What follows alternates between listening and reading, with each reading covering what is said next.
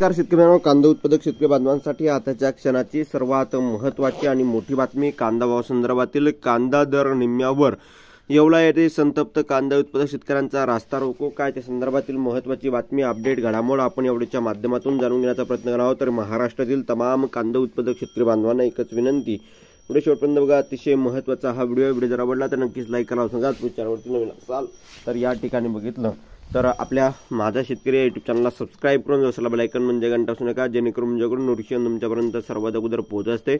शेतकरी मित्रांनो, चला तर सुरुवात करतो आहे। या ठिकाणी बघितलं तर कांदा भावात कशामुळे घसरण झाली, कांद्याच्या भावात पुढे वाढ होणार आहे का आणि शेतकऱ्यांच्या काय मागण्या आहे, कशामुळे या ठिकाणी रास्ता रोको करण्यात आलेला आहे। त्या मित्रांनो, सोलापूर बाजार समिती गेल्या 3-4 दिवसापासून बंद आहे। त्या संदर्भातील काय महत्त्वाचे अपडेट आहे संपूर्णपणे आपण व्हिडिओच्या माध्यमातून जाणून घेण्याचा प्रयत्न करणार आहोत।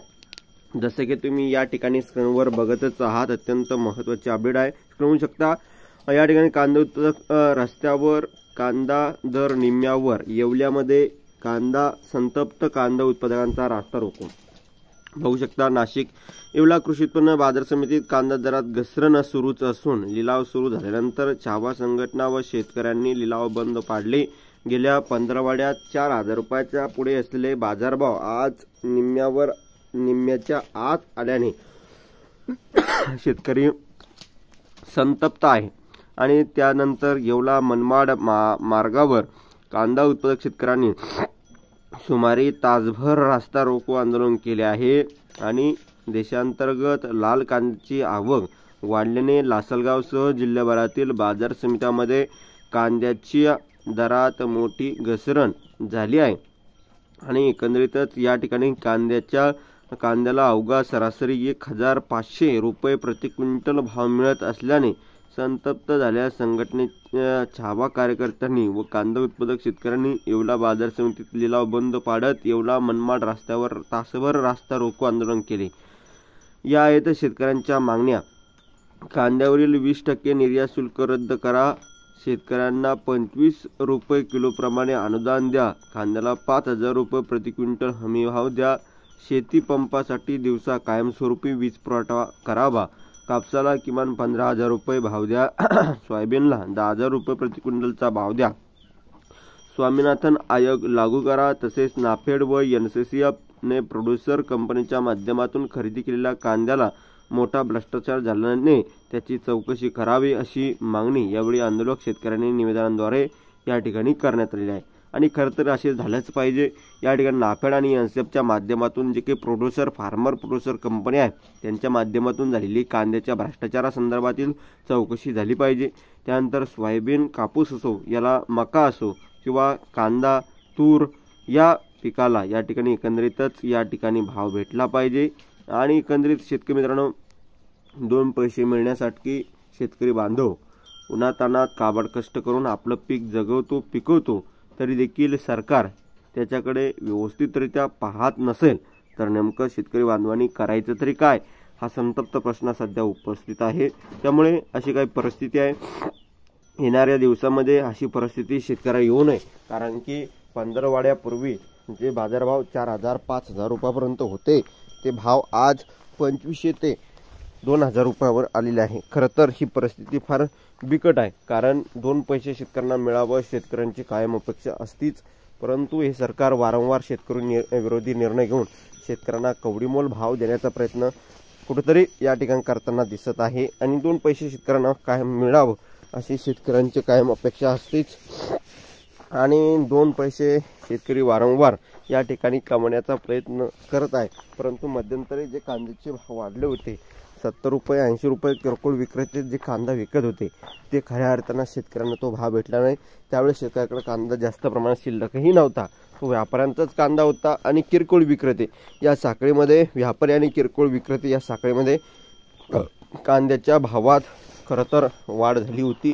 परंतु शेतकरी आपला पीक पिकवतो, विकतो आणि त्यामुळे त्याला उन्हातान्हात काबड कष्ट करून जो पिकवणार आहे तो मात्र कुठेही जातो, धुळीत जातो आणि एकंदरीत जे आयत्या या ठिकाणी विकत घेऊन ते कांदा व्यापारी, कांदा किरकोळ विक्रेते हे जास्तीच्या दुप्पट भावाने कांदा विक्री करताना दिसत आहे।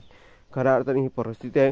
म्हणून सांगतो आहोत की शेतकऱ्यांच्या मुलांनी आता नवीन पिढीने या ठिकाणी एकंदरीतच कांदा पिकवण्यासोबतच कांदा विक्री कला सुद्धा जोपासणं गरजेचं आहे.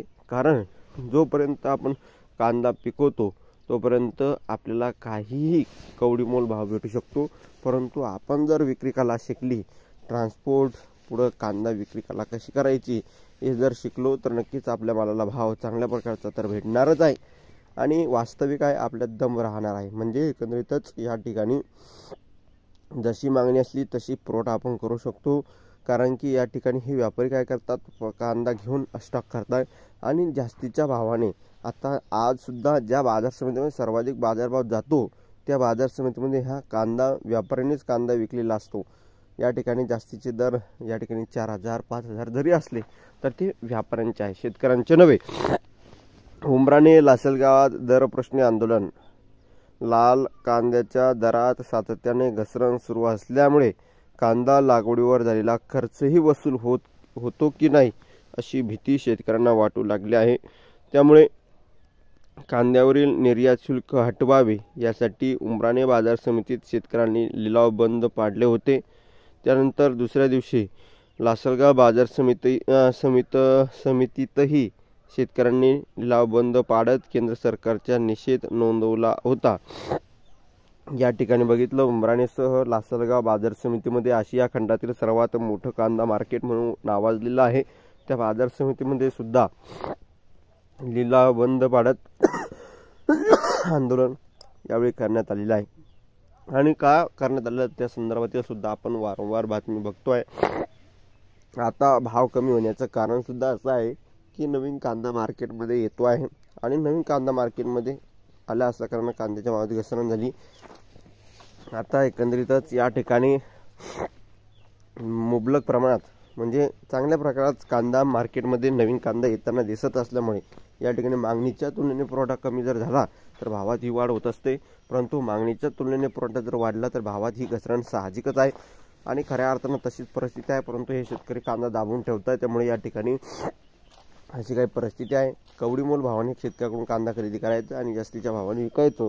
त्याला व्यापारी, सरकार, नापेड आणि NCF यांना सांगायची गरज नाही. परंतु या ठिकाणी शेतकऱ्यांचं त्यामध्ये नुकसान होतं आहे. जास्तीच्या भावाने कांदा विकलं तर सर्वसामान्य ग्राहक, गृहिणी हे शेतकऱ्याच्या नावाने ओरड घेत आहे आणि सरकार शेतकऱ्यांच्याच मुळावर निर्णय घेत आहे. खऱ्या अर्थानं व्यापाऱ्यांना त्याचा कुठलाही या ठिकाणी नुकसान जास्ती प्रमाणात होत नाही, परंतु शेतकऱ्यांना तेवढा जास्त प्रमाणात शेतकऱ्यांनाच नुकसान त्यामध्ये होताना दिसत आहे. अशी काही परिस्थिती आहे.